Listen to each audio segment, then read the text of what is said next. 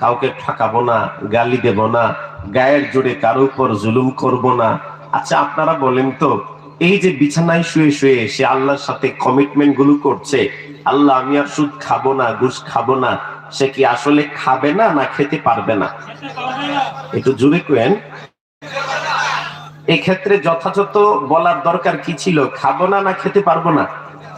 সে খেতে পারবে না আর বলতেছে খাবো না। বলেন বলতেছে কি? বলতেছে আল্লাহ আমি আর সুদ খাবো না। আসলে খাবে না এমন না, খেতে পারবে না। কথা কয় না? আল্লাহ তখন চরম ভাবে রাগ হয়, খুব রাগ হয়।